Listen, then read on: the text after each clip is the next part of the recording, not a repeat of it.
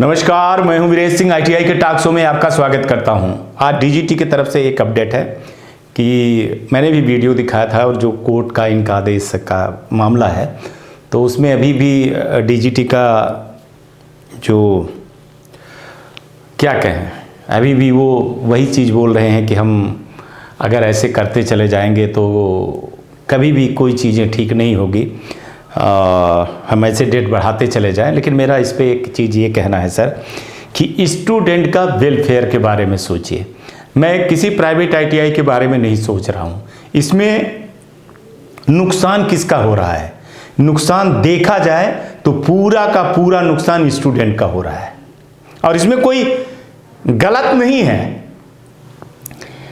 अगर student admission नहीं लेगा तो आईटीआई वाला क्या करेगा, सवाल ये है। तो इसीलिए मैंने करबद्ध होकर के बोला था और आज भी बोल रहा हूं कि इतना थोड़ा सा अड़ियल रुख नहीं अपनाना चाहिए।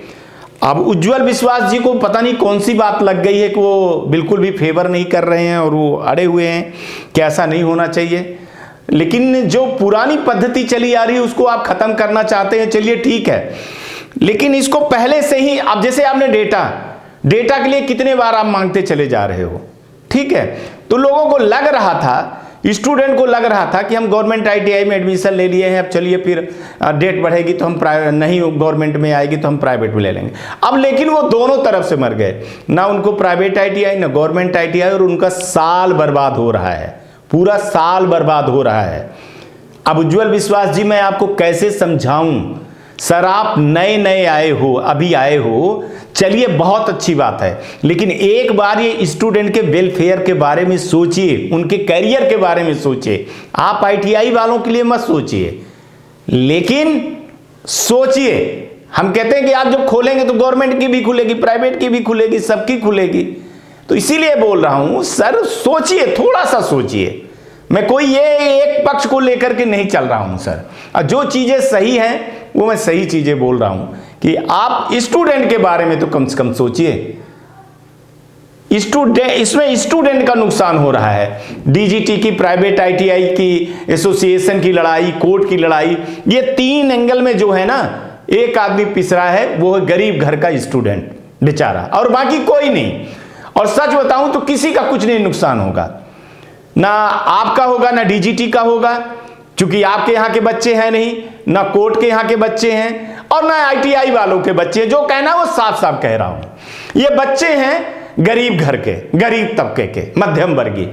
तो ये मारे जाएंगे, जैसे अभी तक मारे जाते हैं वैसे ही मारे जाएंगे, ठीक है। देश की जो है तो संवैधानिक पद जब बोल रहा है, फिर कोर्ट का क्या, फिर कोर्ट के आदेश का क्या, फिर ऐसे में तो माना जाए कि कोर्ट हंसी मजाक चीजें हो गई हैं। ज्यादा मैं नहीं बोलूंगा कि कोर्ट कंडम लग जाएगा मेरे ऊपर, लेकिन हाँ एक चीज मैं सोचने के लिए मजबूर कर दे रहा हूं कि फिर ये गरीब स्टूडेंट कहां जाएंगे और किससे कहेंगे। जब आप एक संवैधानिक चीज को जब नहीं मानोगे, तब कोर्ट की बात नहीं मानोगे, तब उज्जवल विश्वास जी, ये किसी के, तीनों के बच्चे नहीं हैं। साफ साफ बोल रहा हूं कि किसी प्राइवेट आईटीआई के, एसोसिएशन के घर के बच्चे नहीं हैं, और ना ही तो ये डीजीटी के किसी गार्जियन के बच्चे हैं, और ना ही ये कोर्ट के, ना देश के सरकार के। ये आम पब्लिक, आम जनता जो दिन रात काम करती है, किसान हैं, गरीब हैं, छोटे तबके के लोग हैं, उनके बच्चे हैं जो सपने देख रहे हैं और जिनके सपने को तोड़ा जा रहा है, उनका गला घोटा जा रहा है, ये आप जान लीजिए। चलिए आगे चलते हैं न्यूज की तरफ। दूसरी न्यूज ये है कि आज से 27 तारीख से लेकर के 31 तारीख तक दूसरे शिफ्ट की जो एग्ज़ाम हो रही है, तो उसमें विजिलेंस बहुत हावी हो गया है, बहुत सारी शिकायतें आई हैं। तो प्राइवेट आईटीआई, स्टूडेंट, गवर्नमेंट, जो भी हो भैया, देख लेना, अपना अपनी तैयारी किए रहो। आप लोग बिल्कुल भी नकल और माफिया दलालों के चक्कर में मत फंसो।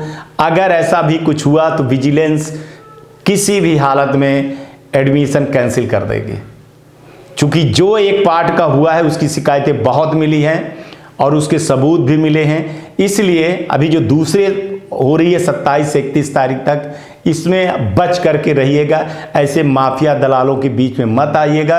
नकल के चक्कर में सारे लड़कों की जिंदगी बर्बाद मत करिएगा, हो जाने दीजिए।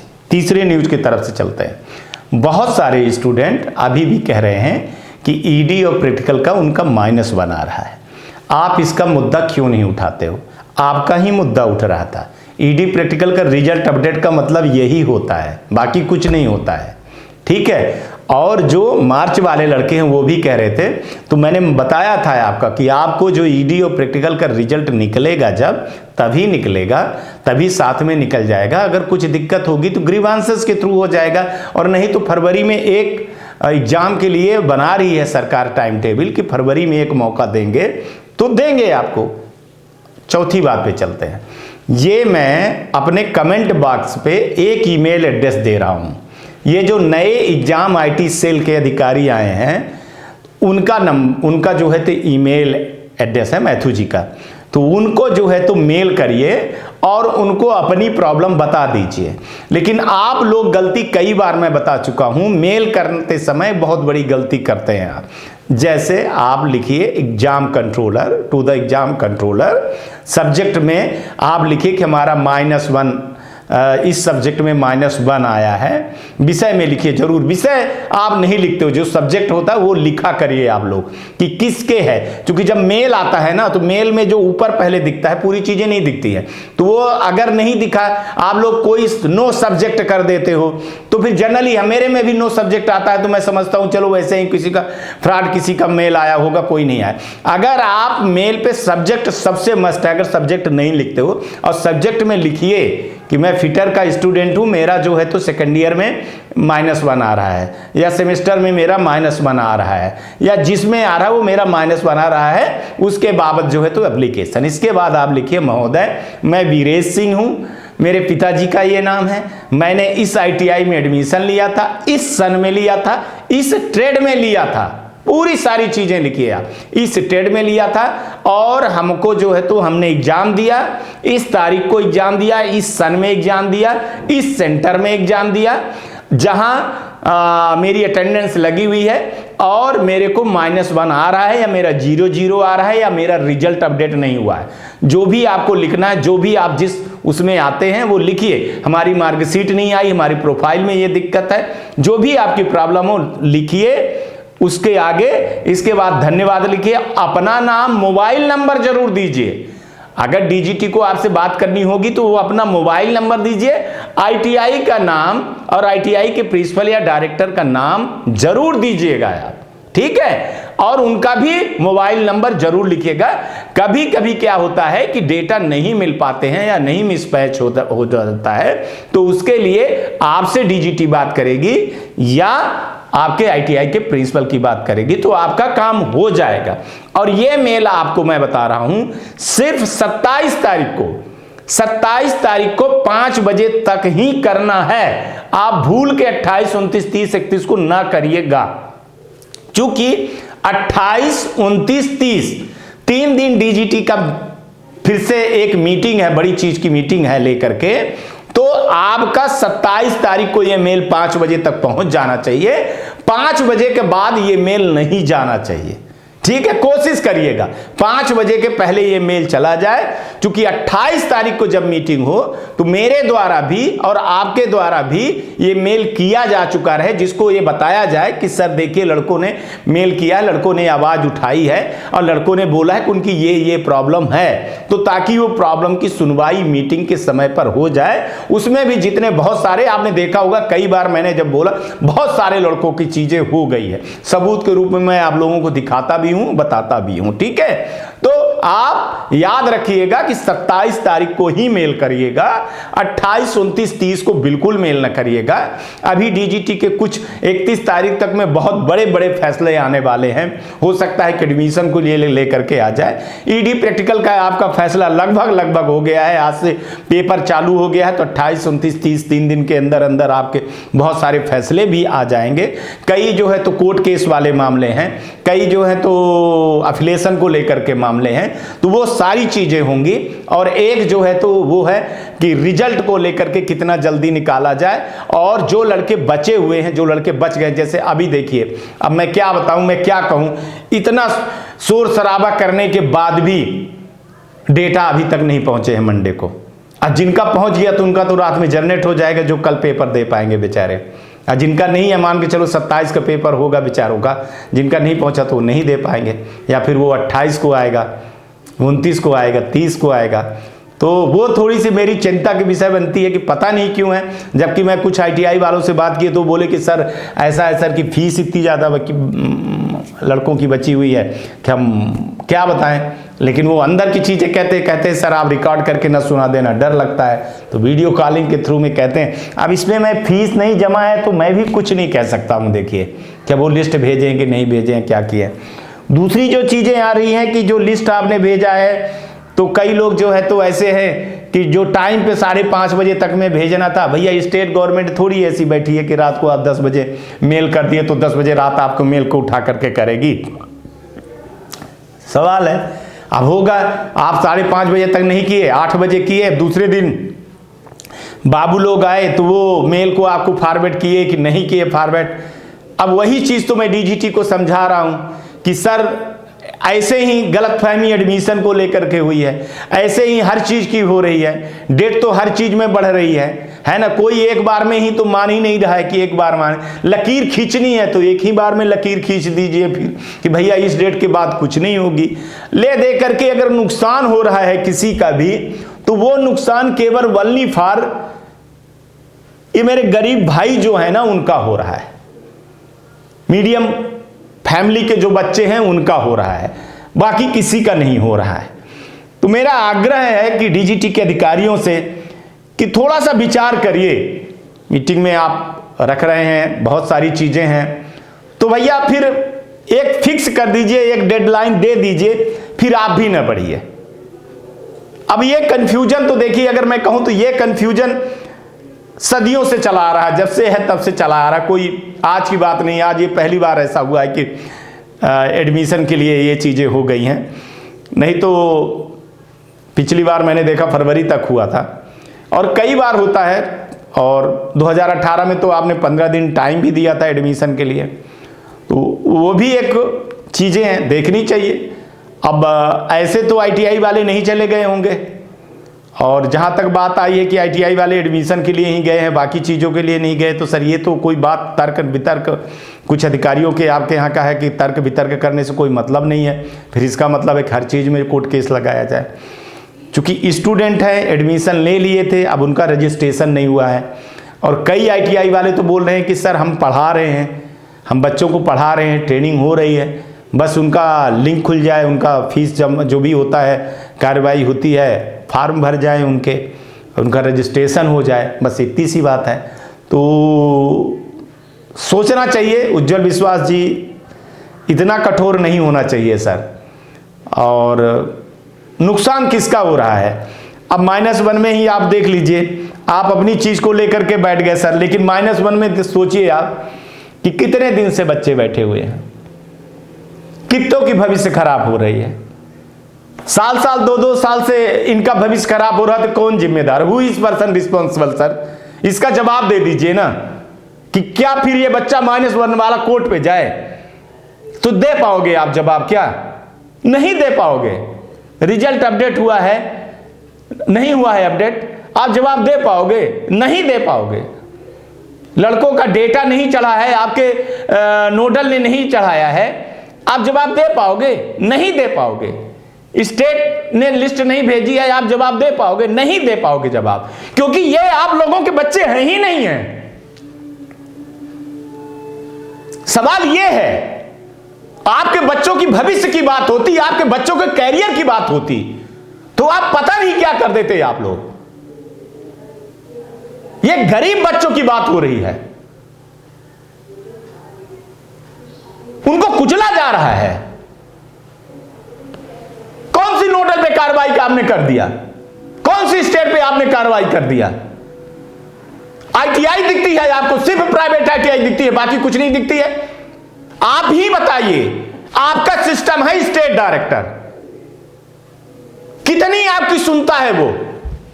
कितनी आपकी सुनता है? गाहे बजाहे आप लोग बताते रहते हो कि स्टेट वाले जो है तो आपको ये तक नहीं बताते हैं कि कमेटी में कौन कौन है, कौन नहीं है कमेटी में। स्टेट वाले आपकी बात को सुनते तक नहीं है कि सही टाइम पे डेटा भेज दें, और आपको इतना तक पावर नहीं है कि स्टेट डायरेक्टर के ऊपर कार्रवाई कर लें या नोडल के ऊपर कार्रवाई कर लें।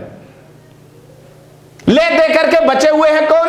एक प्राइवेट आईटीआई और एक स्टूडेंट। तमाशा बना करके आप लोगों ने रख दिया है। हम आजादी के 75वां साल मना रहे हैं भाई साहब, बहुत एडवांस हो गई है चीजें, देश में 5G आ गई है। काहे तो मोदी जी फिर भाषण देते हैं, काहे का स्किल इंडिया चल रही है? क्यों उनके सपने को आप बर्बाद कर रहे हो? क्यों उनके सोच को आप लोग बर्बाद कर रहे हो? उठा के डेटा देख लीजिए 2014 से लेकर के अब तक कितने लड़कों ने अभी आईटीआई छोड़ दी, एग्जाम नहीं दे रहे हैं। एक चीज बोलूंगा मैं यहां किसी की वाहवाही नहीं कर रहा हूं। कई प्राइवेट आईटीआई वालों ने बोला कि सर लड़के नहीं आए, लेकिन हमने इस बार फीस भरी कि अगर बच्चे कहीं लौट करके आ जाएगा तो वो एग्जाम से वंचित न रह पाए। ये भी न्यूज का एक पार्ट होना चाहिए कि ये भी ऐसे भी प्राइवेट आईटीआई में हैं लोग जो अपने जेब से स्टूडेंट की फीस भरे हैं ऐसे। मैं किसी की वकालत नहीं कर रहा हूं, इसका मतलब बिल्कुल भी नहीं है, मेरे लिए सब एक बराबर है। और आप लोग धन्य हो गए हैं। विप्रो क्या कर रहा, तमाशा कर रहा है। किसी का टोटल नंबर जितना पाया नहीं है लड़का, टोटल नंबर बढ़ा हुआ है। किसी में लड़का पास है, किसी में लड़का फेल है, मार्कशीट में कुछ भी आ रहा है। आपके टोल फ्री नंबर नहीं है। आईटीआई वाला मेल कर रहा है तो उसका आप जवाब नहीं दे रहे हो। ग्रीवेंसेस डाल रहा है, उसको आप क्लोज नहीं कर रहे हो। आप अपनी ही नियम कानून की किताब लेकर के बैठे हो। तो 45 दिन में ग्रीवेंसेस क्लोज होना चाहिए, तो आज 2 साल से ग्रीवेंसेस क्यों क्लोज नहीं हुआ है? क्योंकि ये आपके सिस्टम के, आपके घर के बच्चे नहीं है, इसलिए।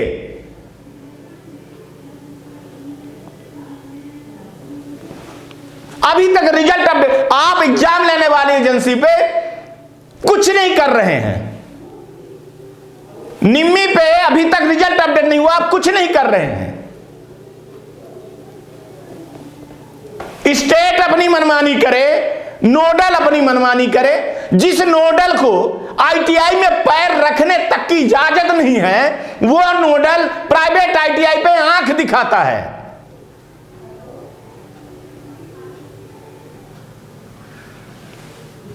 किसी पे कुछ नहीं होता है और किसी को कुछ फर्क पड़ता ही नहीं है इस देश में। अब गरीब घर का लड़का है, कमा करके आया है, 4 महीने 5 महीने बता रहे सर सूरत, मुंबई, पंजाब से। कई लड़कों ने तो बताया कि मैं पंजाब में सर गेहूं धान काट करके आया था, पैसा वहां पे किया कि आईटीआई करूंगा। कई लड़के 200 250 रुपए की मजदूरी करते हैं कि हम आईटीआई करेंगे, अपना भविष्य सुधारेंगे। मां बाप अपना पेट काट करके बच्चों को पढ़ा रहे हैं। और ऐसा है कि हमारे देश में कानून बताया जा रहा है और जिस कानून का खुद ही पालन नहीं होता है। तमाशा है साहब, तमाशा है, बाकी कुछ भी नहीं है। कुछ बोलिए नहीं, कुछ कहिए नहीं, हमारे मन में जो आएगा हम वो करेंगे। हमारे मन में आपका फोन नंबर है, आप फोन नंबर किस लिए दिए हो जब फोन नहीं उठाते हो? क्या क्या चीजें बोलूं आपको सुधारने के लिए? आप लोग तो इतने डर गए हो कि आपकी वेबसाइट में जो ईमेल एड्रेस है उसको गलत करके बैठे हो ताकि कोई आप लोग जाने नहीं हो, मेल ना करे, हमको जवाब ना देना पड़े। इससे शर्म की बात हो सकती है? कौन से समाज में हम जी रहे हैं?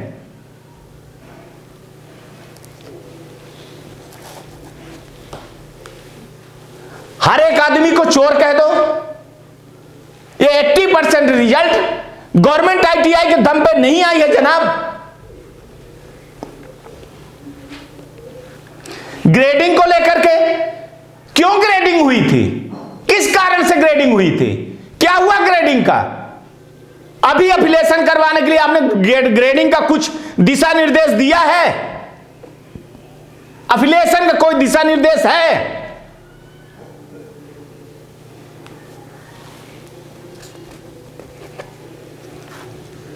तमाशा बनाए हैं आप। ये स्किल इंडिया, स्किल भारत, आत्मनिर्भर भारत, जय हो आप लोगों की। साहब कैसे नींद आ जाती है, इतना सब होने पे कैसे नींद आ जाती है? यहां साला नींद नहीं आती है। यहां डायबिटीज बढ़कर के 450-500 हो गया है। इन लड़कों की बातें सुनने के लिए मैं सुबह 6 बजे से रात को 12 बजे तक फोन अटेंड करता हूं। रात को 12 बजे तक किस लिए करता हूं? कोई लड़का मेरे को पैसा देता है? कोई आईटीआई वाला मेरे को पैसा देता है?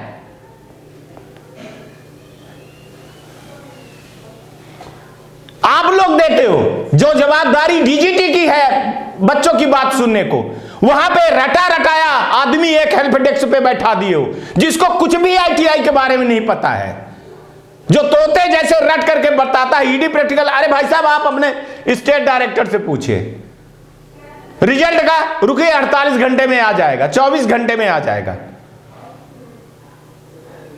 यह तमाशा है, यह हालात हैं आप लोगों को,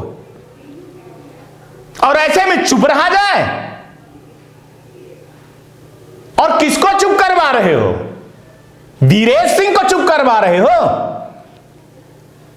जो आदमी सर पे कफन बांध करके यह चैनल खोला है।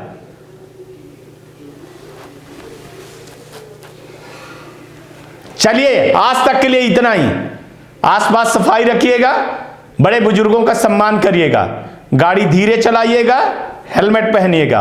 और ठंड बहुत तेज से आई है तो ठंड कपड़े कुछ गरीब बच्चों को दान दीजिएगा।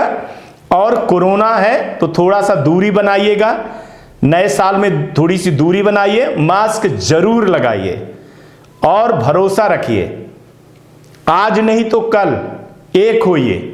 आपकी सबसे बड़ी कमी है जो ये नोडल या कोई भी आदमी या स्टेट या कुछ अधिकारी डीजीटी के अगर इसलिए आपके ऊपर हावी हैं कि आप एक नहीं हो, आप टैक्स पेयर हो, आपके टैक्स का पैसा जाता है तब इनको तनख्वाह मिलती है साहब। और आईटीआई वाले समझो आप हो क्या, आपने क्यों आईटीआई खोली है? आपको ब्रह्मा ने, ईश्वर ने नियति दी है, आप गुरु हो, आप राम के गुरु हो, आप कृष्ण के गुरु हो, आप सारे सनातन जितने धर्म हैं उनके गुरु हो, गुरु के बराबर है। आपका काम क्या है और आपकी नियति क्या है? आप अच्छे काम के लिए आपका जन्म हुआ है, नहीं तो आप बनिए की दुकान खोल लेते। लड़िए, एक होइए, एक नहीं होंगे ऐसे ही होता रहेगा। चलिए, नमस्कार, जय हिंद, जय भारत।